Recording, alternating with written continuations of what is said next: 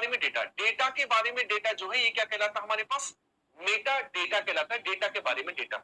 यहां से नोट्स आप ले लेना। अगला हमारे पास है, ये रहा, निम्न में से कौन सा सोशल मीडिया के माध्यम से होने वाला साइबर अपराध है। देखो, आइडेंटिटी थेफ्ट ये भी हमारे पास, बॉक्सिंग ये भी हमारे, डॉक्सिंग ये भी हमारे पास, साइबर स्टॉकिंग ये भी हमारे पास है। तो ये सभी सोशल मीडिया से होने वाले हमारे पास अपराध है। डॉक्सिंग क्या होता है, बस बेसिकली आपको बताना है, वीडियो कॉल करना, डेटा एनक्रिप्ट करना, किसी की निजी जानकारी सार्वजनिक करना, इसे कहते हैं डॉक्सिंग। क्या कहते हैं, डॉक्सिंग इसे कहा जाता है। सोशल इंजीनियरिंग हमले का मुख्य लक्ष्य क्या होता है, मानव मनोविज्ञान का फायदा उठाना, एकदम करेक्ट है। हार्डवेयर नुकसान करना, एकदम करेक्ट है।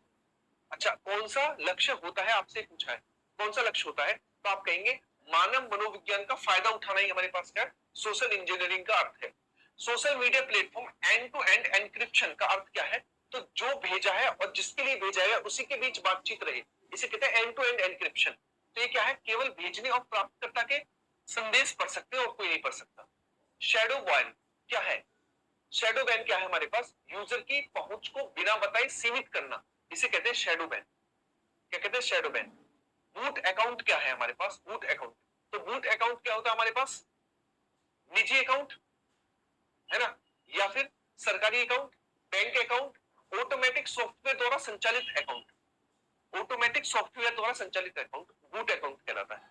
अगला, सोशल मीडिया पर फेक इंगेजमेंट का उदाहरण क्या है, अरे बेफिजूल के व्यू और सब्सक्राइबर और ये सारी चीजें लेकर आना, इन्हें कहते हैं फेक इंगेजमेंट। तो ये क्या हमारे पास फेक इंगेजमेंट क्या है, खरीदे गए लाइक और फॉलोवर्स। वायरलिटी क्या है, ये वीडियो वायरल होगी, लोगों तक पहुंच रही है, कंटेंट का तेजी से फैलना, क्या कहता है, वायरलिटी कहलाता है। सोशल मीडिया के माध्यम से चुनावों को प्रभावित करने की रणनीति को क्या कहा जाता है, तो इसे क्या कहा जाता है, तो इसको कहा जाता है हमारे पास क्या, क्या इसको सोशल इंजीनियरिंग कहा जाता है, क्या इसको सोशल इंजीनियरिंग कहा जाता है, इसको इंफॉर्मेशन वेलफेयर भी कहा जाता है ना, वारफेयर भी कहा जाता है, डिजिटल मैनिपुलेशन भी कहा जाता है और सोशल इंजीनियरिंग भी कहा जाता है, यानी इन सभी का यूज किया जाता है, आप याद रखेंगे। टू स्टेप वेरिफिकेशन का मुख्य उद्देश्य क्या है, ताकि सिक्योरिटी अच्छी बनी रहे, है ना, इंटरनेट स्पीड बनाए रखना नहीं, अकाउंट को अतिरिक्त सुरक्षा देता है हमारे पास टू स्टेप वेरिफिकेशन। निम्न में से कौन सा प्लेटफॉर्म मुख्यतः शॉर्ट वीडियो कंटेंट के लिए प्रसिद्ध है, शॉर्ट वीडियो कंटेंट के लिए, तो आप याद रखें इंस्टाग्राम पर भी होता है, टिकटॉक पर भी और यूट्यूब शॉर्ट्स पर भी, सभी पर हमारे पास शॉर्ट कंटेंट होता है।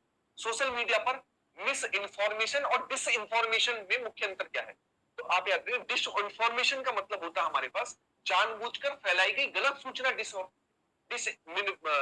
डिस इन्फॉर्मेशन कहलाती है। सोशल मीडिया पर डिजिटल फुटप्रिंट क्या है, मतलब अपने सबूत छोड़ देना है, आपने साइट पे सर्च की रात में 10-11 बजे और वो साइट की लिंक आप छोड़ गए, तो ये क्या कहलाता है हमारा डिजिटल फुटप्रिंट, है ना। तो आप याद रखें क्या होता है, इंटरनेट पर छोड़े गए डिजिटल रिकॉर्ड और गतिविधियां। गुरुत्वाकर्षण का नियम किसके द्वारा दिया गया था, न्यूटन के द्वारा दिया गया था गुरुत्वाकर्षण का नियम। टेलीफोन का आविष्कार किसने किया था, ग्राहम बेल ने किया था टेलीफोन का आविष्कार। अगला, रेडियम की खोज किसने की थी, तो मैडम क्यूरी ने रेडियम की खोज की थी, ठीक है, मैडम क्यूरी ने। बिजली बल्ब का आविष्कार किसने किया था, तो बिजली बल्ब का आविष्कार किया था हमारे पास थॉमस एल्वा एडिसन के द्वारा।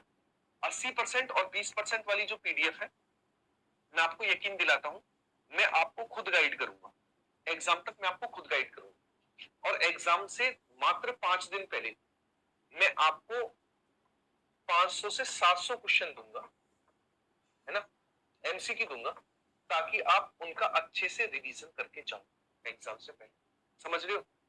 एग्जाम से पहले 500 से 700 क्वेश्चन ऐसे आपको मिलेंगे सभी को कि आप एग्जाम से पहले ऐसा लगेगा पूरी जीएस रिवाइज हो। और एंड तक गाइड मैं आप सभी को करूंगा इस वाले पार्ट में, जब तक कि आपका सिलेक्शन नहीं होता है यूपी कांस्टेबल में। और जो बच्चे मेरी गाइडेंस में रहेंगे 100% का सिलेक्शन इस बार होगा, इसकी गारंटी मैं लूंगा।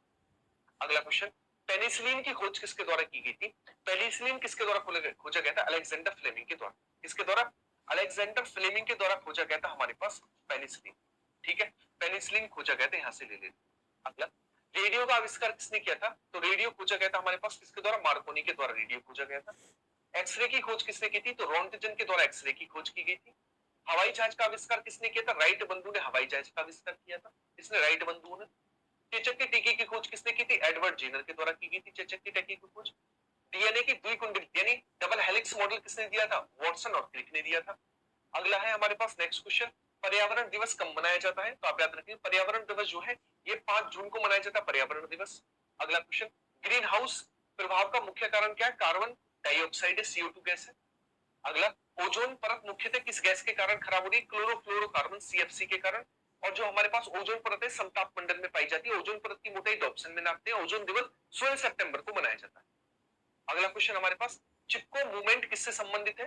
तो पेड़ों की कटाई से संबंधित है, जिसपे लोग चिपक जाते थे ताकि पेड़ों की कटाई ना हो। तो ये वन संरक्षण से संबंधित है चिपको आंदोलन। अगला, जैव विविधता का अर्थ है मतलब जहां पर पेड़ पौधे जीव जंतुओं की अधिकता हो, डिफरेंटबिलिटी हो, उसे कहते हैं जैव विविधता, जीवों की विविधता।